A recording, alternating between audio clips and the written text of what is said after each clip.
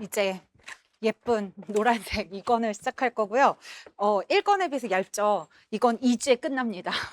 근데 과목은 많아요. 그래서 일단 목차 잠깐 보실 거고, 우리가 한번 리마인드는 해봐야 되잖아요. 그래서 보시면, 일단 세 과목이 들어가져 있습니다. 그래서 처음에 아동간호학이랑 그리고 응급간호학 그리고 성인간호학 총론에서 이쪽 파트에 이제 6가지, 그러니까 노인간호까지 해서 쭉 들어가져 있고요. 그래서 그 선생님들이 하시다 보면 내가 한참 빠져서 하다 보면 내가 지금 아동간호 하는지 모성간호 하는지 뭐 지역을 하는지 막 헷갈리거든요. 근데 그것부터 중심 잘 잡아 가셔야 쌓아가실 수 있거든요. 그래서 제가 그 9페이지에 있는 이 평가 영역에 대한 걸 같이 한번 보려고 합니다. 그래서 보시면 우리 교과 교육학이라고 해서 학교 보건이랑 지역사회 간호가 있다고 했고 1권에서 이 두 가지를 보신 거예요. 그래서 이 교과 교육학이 우리 전공이 100%라고 했을 때 35에서 45%를 출제하겠다라고 했고 실질적으로는 약 30%에서 40% 정도가 출제가 되고 있습니다. 그래서 그러면 나머지 70에서 이제 60%, 그러니까 60에 70% 해당이 되는 게 교과 내용학이라고 해서 나머지 내용들이 들어가져 있거든요. 그러면 이제 그건 순서대로 보실 거고, 그럼 학교 보건에서 저희가 5파트였었어요. 학교 보건을 이해해가지고 잠깐 떠올려 보는 거죠. 학교 보건을 이해해가지고 학교 보건이 왜 필요한지, 학교 보건 중요성이 뭔지, 뭐 역사가 어땠는지, 학교 보건의 근거가 되는 뭐 학교 보건법 관련 법에 대한 거, 그래서 그런 것들, 학교 보건 관련 인력이 누군지, 그래서 보건에서 주된 인력, 뭐 학교회장은 직무는 뭐고, 교육감의 직무는 뭐고, 이런 내용들을 가지고 보셨던 게 학교 보건의 이해였습니다. 그리고 학교 보건에서 그 주된 업무 관리 인력에서 1차 관리자가 보건교사인데 보건교사는 지역사회 간호사였고요. 그래서 이 지역사회 간호사인 보건교사들이 각종 보건 사업을 하실 때 간호 과정을 적용한다고 했었고 사전계획 수행평가라고 하는 걸 보셨었습니다. 그리고 구체적으로 학교에서 그런 보건교사가 간호 과정을 통해서 하는 보건 사업들은 뭐가 있지라고 해서 보시면 최근에는 보건교육 과정기라고 불릴 만큼 보건교육이 너무나 중요하다고 말씀드렸었고요.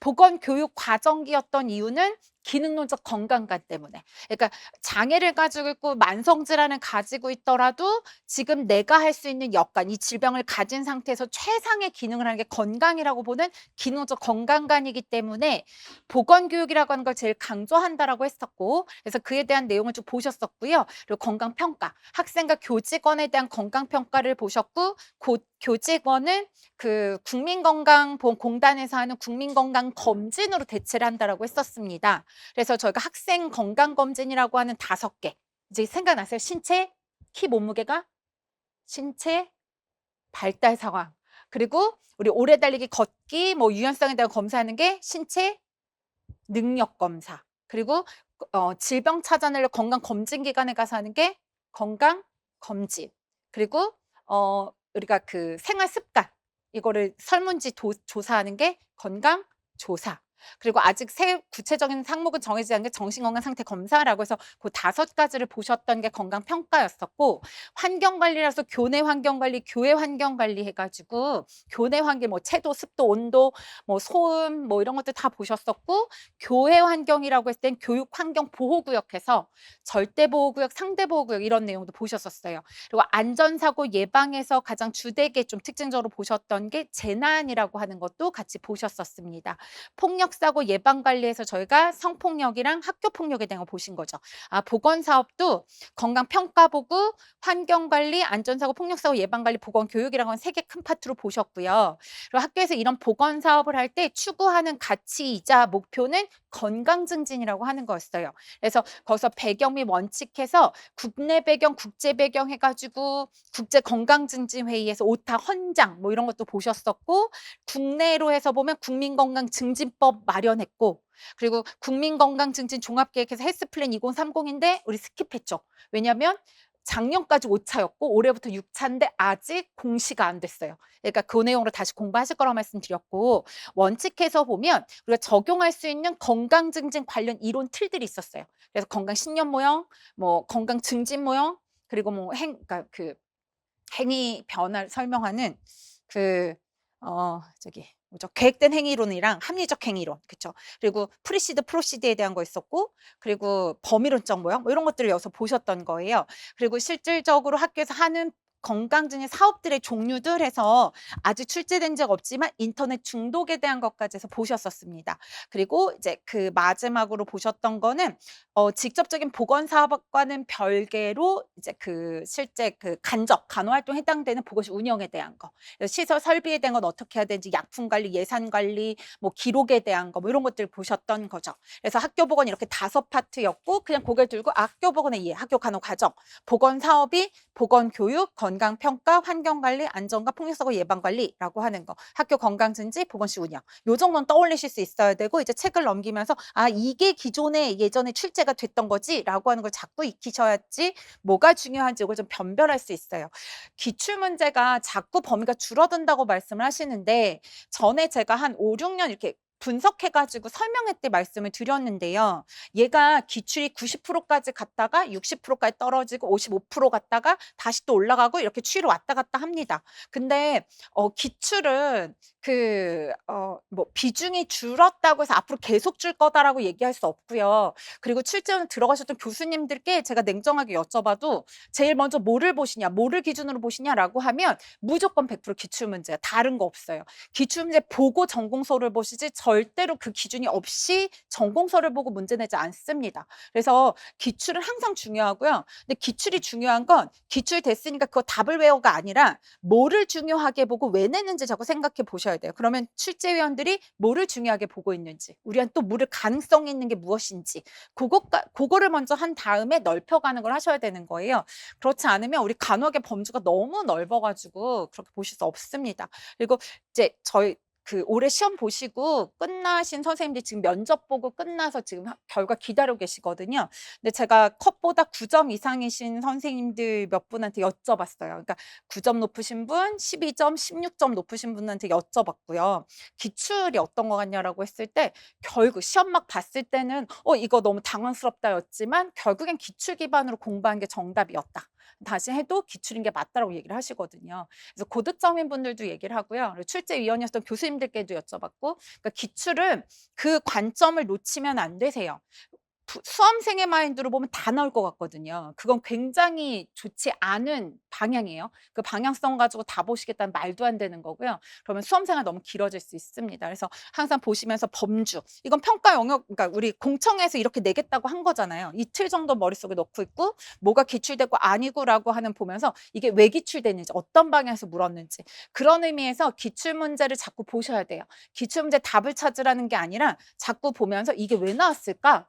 이게 다시 나오면 어떤 식으로 다시 물을 수 있을까를 자꾸 생각해 보시면 공부하는 방향성이 좀 잡혀지실 겁니다. 그래서 물론 강사가 해주는 거지만 선생님들도 다 전공자이시기 때문에 그 감이라는 걸 가져가실 수 있거든요. 그래서 그런 설명할 수는 없지만 왠지 중요할 거, 왠지 나올 것 같고라고 하는 게 생길 거고요. 그러면 강사의 관점에 내게 더해지는 거잖아요. 그러니까 그걸 위해서라도 자꾸 보시고 그 정도의 틀은 좀 가져가시면 좋을 것 같습니다. 지역사회 간호로 들어가서 보시면 지역사회 간호 개요해서 지역사회 간호 개념이 있었죠. 대상은 누구고 기능적 적정 기능 수준 향상이고 간호 활동해가지고 김하준 교수님이 제시한 지역사회 간호의 개념에 대한 거 가지고 보셨었고요. 관련 이론에서 로이의 적응 이론, 뭐 베티니말 건강관리 체계 이론 이런 것들이에요. 그리고 지역사회 간호의 역할은 저희가 보건교사의 역할을 같이 묶어서 보시길 여기서 따로 보진 않았거든요. 그리고 보건사업 기획에 대한 거. 왜냐하면 간호사의 역할 중에서 관리자의 역할이 확대되고 있어요. 그래서 이제 기획에 대한 것도 같이 보셨고 기획 모형에서 패치 모형, 뭐 NLPP 모형, 매치 모형 이런 것들 좀 중요하게 좀 강조드렸던 부분입니다. 그리고 지역사회 간호에서 임상과는 다르게 이 치료에 대한 효과, 간호에 대한 효과가 지속적이려면 가장 효율적인 단위가 가족이었습니다. 왜냐하면 지역사회에서 간호 제공을 교육을 해주거나 아니면 간호 관리 해줬을 때 영속성을 가지고 실천을 더 하도록 하려면 가족들이 같이 도와야 되는 거니까요. 그래서 가족 간호 대상으로 해가지고 간호 과정이랑 간호 과정 특별한 게 없겠지만 간호 과정에서 우리가 주의를 기울이는 게 가족 사정 도구가 좀 달랐잖아요. 그리고 가족을 바라보는 관점이 달랐죠. 가족의 배경으로 볼 거냐 아니면 가족 간의 관계 개개를 내 간호 대상으로 볼 거냐, 아니면 가족 전체로 두고 이 전체 하나하나를 다 간호 대상으로서 바라볼 거냐라고 하는 것에 따라서 달랐습니다.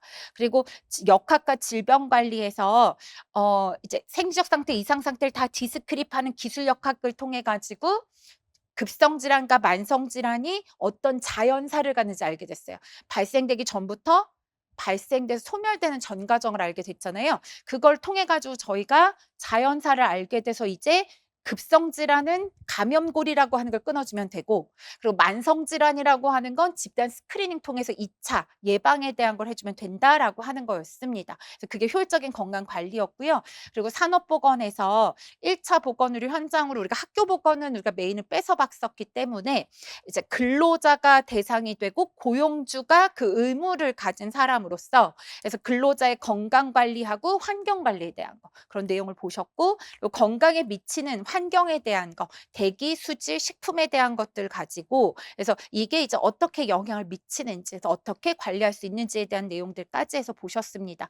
여기서 보면 저희가 이론서에서는 봤는데 지금 빠진 부분이 보건행정 파트가 빠졌고요. 그거는 공청회 자료에서 평가 영역에 들어가 있지 않았는데 출제들이 돼서 그걸 이 사이에다 넣어가지고, 그래서 그 보건의료 전달 체계라고 하는 거, 그래서 국민들의 건강이 권리이기 때문에 국가에서는 그걸 보장해 줄 수 있는 시스템, 체계를 만들어야 됐고, 그게 보건의료 전달 체계라고 하는 거 가지고 보셨었습니다. 그래서 여기까지가 1권으로 보셨던 거고요. 이게 적으면 30%, 많으면 40%가 출제되는 영역이라고 생각을 하시면 되겠습니다. 그리고 이제 오늘 보시게 되는 게 이제 교과 내용학으로 들어가서 보실 거예요. 그래서 보면 기초건강과학에서 양리학도 있고 병태생리학이 있는데요. 이것만 따로 모아서 하려니까 이제 그 내용이 더 많아지잖아요. 그래서 병태생리랑 양리는 우리가 질환을 공부할 때, 그래서 소아동 질환이랑 그리고 성인 질환을 공부하실 때 각각 질환에서 약물 보고 병리를 보실 거예요. 다만 그 약물에 대한 거는 제가 3, 6, 9 특강에서 6월 달에 약물만 이렇게 계통별로 모아서 특강을 해드릴 겁니다. 그때는 우리 평가 영역의 틀대로 약물의 이해에서 약동학, 양리학, 양역학, 약동학이라고 하는 그 개념에서부터 호기계, 심혈관, 위장관계 해가지고 계통을 나누어서 다루어 드릴 겁니다. 그리고 그 내용은 새로운 건 아니고요. 질병별로 다 들어가 있어요. 근데 그거를 따로 추려가지고 한번 보는 거죠. 왜냐하면 이게 평가 영역으로 들어가져 있으니까. 그리고 질병에 대한 병태생리학에서 이거를 질환별로 다 보고요. 그리고 우리가 병리를 하려면 생리를 알고 있어야죠. 정상적인 기능. 그래서 그 이론서 3권에 가면 3권 나오면 보실 텐데 소화기계, 위장, 그러니까 이장관계, 뭐 호흡기계, 뭐 그래서 심장계 이렇게 해서 나눠서 계통별로 들어가면 앞쪽에는 생리 넣어드렸어요. 그러니까 사실 그 구조와 기능이라고 하는 게, 그러니까 해부하고 생리가 직접적으로 출제가 된 게 많지 않거든요. 거의 없어요. 근데 그걸 넣어드렸던 거는 이제 병리라고, 정상 생리를 알아야 우리가 정상 생리를 알아야 여기서 뭐가 바뀌어서 병리인 건지를 알 거고요. 그래서 그런 식으로 이해해서 보고 갈 거고, 그리고 질환별로의 병리를 통해서 보실 겁니다. 그래서 따로 기초건강과학이라고 하는 그 이제 챕터는 구성이 되어 있지는 않습니다. 그리고 제가 건강사정이라고 하는 걸 이론서 지금 2권에다가 성인간 총론으로 묶었거든요. 그래서 신체 사정하는 거. 그래서 그 계통별 검진에 대한 거는 일반적인 우리가 문진, 시진, 촉진, 타진, 청진에 대한 기법은 건강사 그 총론에서 볼 거, 2권에서 계통별로 들어가는 검진은 마찬가지 계통별로 들어가서, 그러니까 정상적인 생리 보고 검진 보고요. 그 신체 검진 그렇게 세팅을 해놨어요. 그러면 정상 생리 알고 있고 우리가 정상인지 아닌지 변별하는 검진 방법은 뭐가 있는지, 그래서 문진, 시진, 촉진, 타진, 청진 순서대로 넣어놓고, 그리고 이제 질병별로 들어가서 병리 보고 증상 징후 보고 이런 식으로 구성을 해드렸습니다. 그래서 그것도 뒤에 가서 보실 거고요. 그러니까 총론에 있는 건 이 건강 사정 파트를 보실 거라는 거예요. 그리고 이권에 아동 간호학이 있는데 이 소아 질환과 간호는 뺐습니다. 처음에 요거를 따로 넣었었는데 이게 위장 관계를 소아질환에서 보고 성인 가서 또 보니까 이미 생리는 3 권에다 넣어 놨는데 성인에다가. 근데 이게 뭔가 체계적으로 정리하는 느낌이 아니어서 제가 3 권에다가 아동 및 성인 질환이라고 해 가지고 그냥 질환 옆에다가 이건 소아질환인지 성인 질환인지 써 드렸어요. 그러면 앞에다가 그 해부 생리 보고, 구조와 기능 보고, 그 건강 검진 방법 넣어 놓고, 그리고 계통별로 건강 문제 순차적으로 넣으면서 아동 질환, 성인 질환지를 넣어 가지고 이렇게 체계적으로 보실 수 있도록 했습니다. 그래서 2 권에서 요건 빠져 있어요. 빠져 있고, 근데 다만 요건 들어가져 있어요. 통증 관리가 필요한 아동 사전, 그러니까 통증 관리에 대한 거.